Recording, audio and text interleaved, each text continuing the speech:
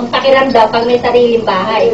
Kasi kahit gumastos ka ng gumastos, nakikita mo yung inaano mo kaysa sa nag-uupa ka, pipinturahan mo, manghihinayang ka dahil hindi mo naman bahay. Pero kung talagang bahay mo, pagagandahin mo yan kung kaya mo talaga gagastusan.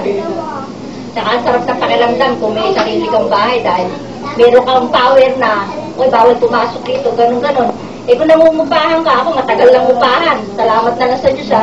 Kahit papano, kahit malayong bundok to, nakuha rin natin kahit papano. Kasi mahirap naman tumira tayo sa San Luis na inggit dito. Alam mo naman sila, uncle, mainggitin. Pag gusto nila umutang, utang sila ng utang. Tamad naman magbayad.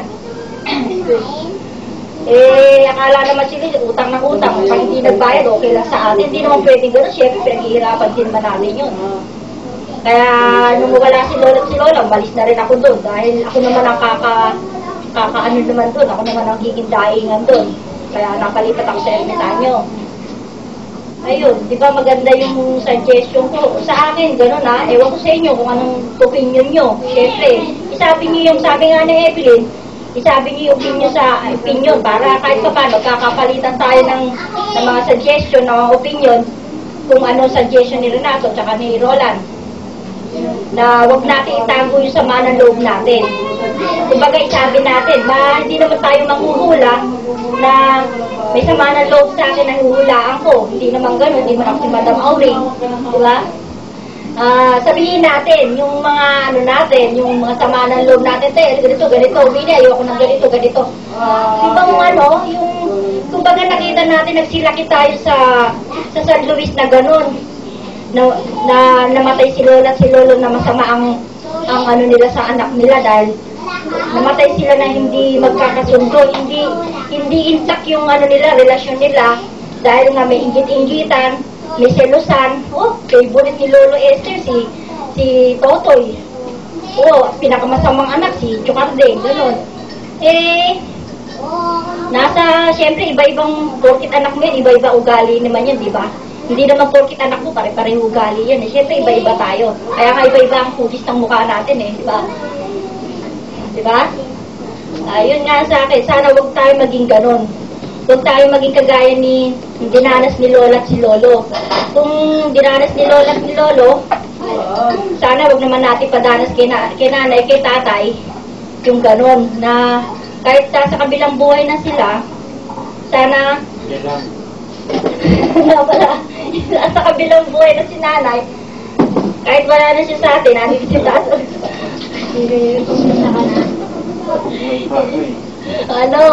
Yung nakikita niyang maligaya na may mga anak ko, kaya okay naman na kinalalagyan ni nanay. Kumbaga tapos na paghihirap niya, nandun na siya sa taas, may na siya ng tawad bago siya magpapatidan ng hininga, gano'n.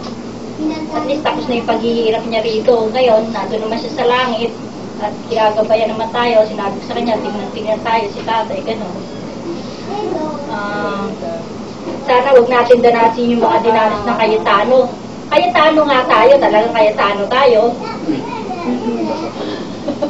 At simpiray ako Cayetano nga tayo, di ba? Yun na talagang original natin, Cayetano. Siyempre, nag-iba-iba lang pinito namin mga babae dahil siyempre, nag-asawa kami. Nag-asawa kami, kaya nag-iba pinito namin. Pero Cayetano pa rin ang middle initial namin, di ba? Bigas na Cayetano nga. Kaya ka na.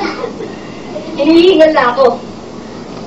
Yun na nga, yung hindi natin nakita sa mga Cayetano sa looban ng San Luis, yung pagkakaisa nila, medyo may samang inggitan, may kanya-kanyang favoritism daw, ganon. Kasi wala silang komunikasyon kumbaga, favorite ni Lola yung ganito, konting daing ng itoto, ibigay si Lola, ganon. Yun, di maganda yun, di ba? Hanggang ngayon, di ba, nagtatandaan na sila, putihan na ang buhok nila, tayo, may mga anak na, may apo na sila sa tuhod, ganun pa rin ang nakikita natin. Sana sa ating pamilya, hindi ganon. Mas maganda, kung mas maigay, mas maganda pa. Kagaya nila, mga Lirena family, sila Chamaming, di ba, ang ganda ng pagsasamahan nila? Dahil yung mga anak nila, talagang nirerespeto nila ang mga magulang nila. Kaso, medyo hindi nakaranas si Lolo at si Lola nun. Kasi medyo matitigas, matataas ang ere ng nila Tito Carde, gano'n, lahat sila gano'n. Eh, siyempre, kanya-kanya nga ugali ang mga ano, wala tayong magagawa. Pero kung pwede naman natin baguhin yung kung gustuin natin. Eh, yun nga, pag may sama tayo, sabihin natin, i-open natin sa kanila, ganito, ganito. Para hindi, kasi once na tinatago mo sa kalooban mo, eh, parang sasabog ka, yung ano, nagdaramdam ka, nagdaramdam kang ganun. Hanggang sa, ano yun, lumaki ng lumaki. Pero kung sasabi mo niya, maluwag sa pakiramdam mo, at saka isa pa, yung sasabihin mo ayaw mo sa kanyang ganun, masasabi niya, ayaw ko ng ganito para rin sa kabutihan ko naman yung sinasabi niyang ito, para sa akin din kabutihan. Yun ang sa akin. Kumbaga kahit wala na si nanay, kumbaga bawas na tayo na lang, kahit sabihin natin nasa Japan kayo, nandito naman kami, kahit malayo tayo sa isa't isa, maging intact pa rin ang pagsasama natin. Magkaroon pa rin tayo ng komunikasyon sa sulat o sa ganyang voice tape na ganyan. Eh, siyempre talagang ligas tayong Pinoy, uuwi rin tayo sa sarili nating bansa. Kumbaga kayo kumukuha lang ng puhunan nyo dyan, dahil nandito yung mga pamilya nyo, yung mga anak nyo, yung mga mahal nyo sa buhay. Eh, pag nandiyan kayo, talagang sikapin yung makaipon, talagang hirap ng buhay dito. Talagang kung uuwi kayo, talagang mag-save kayo ng mag-save. Para pag uwi nyo dito, makakapundar kayo ng sarili nyong negosyo, makabili kayo kahit maliit na house and lot, at least sarili nyo. Kesa mangungupahan pa kayo, mauubos yung pera nyo, kung upa kayo ng upa. Dahil pagdating nyo dito, wala rin kayong hanap buhay. Siyempre, wala naman tayo pare-parehong natapos. Yun nga lang, ang ano lang natin, yung perang naipon, tiyaga, gano'n. Wala naman tayong nakagraduate sa atin, gano'n. Maganda yung may malaking halaga, nakabili ka na ng bahay, may save ka konti sa bangko, yung pera mong napundar dyan, inegosyo mo, paikutin mo, patubuhin mo. Parang, talagang, nang stable lang buhay nyo. Kasi ako mas nakakaranas dito dahil hindi pa ako nakatungtong ng Japan. Dahil nakikita ko lahat ang mga paghihirap ng Pilipinas. Ang hirap talaga ngayon. Lalo na ngayon, ang mahal-mahal na ang pamasahe ngayon, 250 na. O dati, umalis kayo, magkano lang, isang piso lang ata, 150. Lahat, tumaas na, pantak lang hindi tumataas dito. Yun nga, mag-save kayo na mag-save hanggang bata kayo. Kasi once na umuwi kayo dito, hindi natin masabi, mamaya mahuli kayo, mabuti na yung mag-save kayo na mag-save. Para sa inyo din yan, yung mga sinisave nyo, para sa inyo din naman yan. Sa akin, may papayo ko lang, yung ano lang sa inyo, pangaral, bilang panganay na kapatid, pangaral ko sa inyo. Okay lang naman sa akin kung hindi ako makatungtong dyan, kasi syempre mahirap namang mapunta tayo lahat dyan. Mahirap naman tayong makapunta lahat dyan, wala nang matitira dito, paano yung paupahan dito, o yung bahay dito. Siguro kung makarating man ako dyan, 3 buwan, 6 na buwan, halinginan kami ni tatay, o si tatay, papasyal nyo dyan, para malibang-libang, hindi naman siya malungkot dito. Yun. Kaya payo ko lang sa inyo, mag-save kayo. Tsaka sa inyo, yung mga nagsipunta dyan, si Johnny Boy, si Dennis, si Ronel, kayo, swerte kayo kahit pa paano nakahabol pa kayo sa Japan.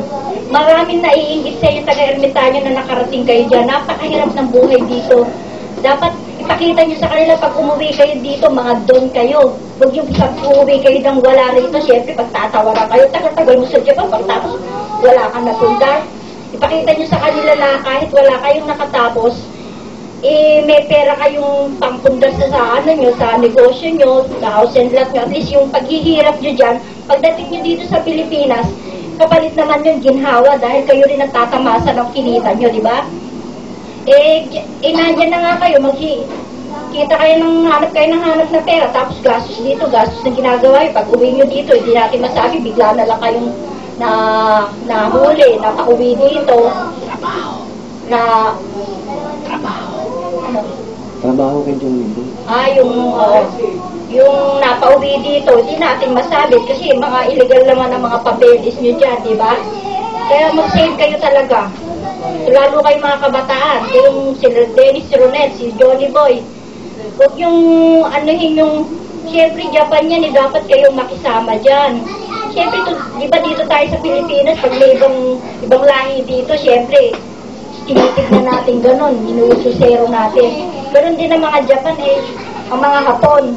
Dapat sa bansa nila tayo makikisama dahil kayong pumasok dyan. Siyempre, ganun lang naman talaga pag may pumunta dito, siyempre, nagaiba. Tinutok-sutok natin, ganun pala itsura nila, ganun. Ganun din yun. Ano nyo sa sarili nyo na bansa nila yun, silang, baga, teritoryo nila yun. Na sumunod kayo sa agos nila kasi kanila yung bansa nila yun hindi naman pwede kayong maghari-harian doon dahil Hapon yun mga ano yun sa Japan yun. Yung kinikita nyo, isipin nyo na lang, dito hindi nyo kikitain yung libo. Mga 200, 300 na pinakamataas ng araw. Samantalang sabihin natin mahirap na talaga yan. Oo, mahirap talaga, construction yan Pero kung tutusin, construction niya, sapat naman ang sweldo dahil libo. Kung compare mo yung isang lapad dito, sa ngayon 2,760 ba? 2,760 kung walang isang lapad, okay na rin yun. At least naramdaman nyo yung pagbaksak ng yelo, yung lamig dyan, yung klema ng malinis, walang alikabok. Di kagaya dito sa atin, 300 ang swelduhin mo sa'yo lahat, mag-uupa ka ng bahay, babayad ka ng pamasahe, hirap ka, lahat. Makikisama, sisigawan ka pa rito, halagang 300 na pasisweldo, mumura-murahin pa ako dyan, ganun. Dyan, iski mahirap, talagang mahirap talaga. Na dahil kayo, malilit kayo, hindi kayo ganyan ang hirap niya, pero sa ngayon, wala tayong nagagawa Talagang ganun ang buhay. Dapat tayong kumain 3 beses ng araw, hindi naman tayo pinanganak na milyonaryo para hindi na magtrabaho. Buti kung anak tayo ng presidente dyan na okay lang, gastos dito, bili ng kotse dito, mayaman hindi Kumbaga, pinanganak din tayo na kailangan din natin magtrabaho. Kaya samantalahin nyo habang bata kayo. Anuhin nyo. Ito na. Donuts, dumating na yung napanood ko yung pinadalan yung tape dito. Ito naman kasi, titiplan pa yan gago pa Sinelas ka, malamig. Anong gusto? Hindi, asan na yung violet na baso? Pero napagtagaan din naman namin. Wala na, titiplan pa. Kukunan nyo po kayo naman sa dyan. Ba't sumagan? Siyempre, pinupokus na kada ganyan ng tao, pinupokus siya. Ano ba yun? Hindi, puro... Hindi mo naman niya paalala sa akin nung kinaririyan. Black and white dito. Busy naman tayo sa kakalakwatsa. Oo nga pala, nalimutan ko na meron akong utang sa'yo na Seryoso. pero iba tayo. Sombrero. Ito na inasa Saka yung sapatos pala. Pero pag ako nakarating dyan,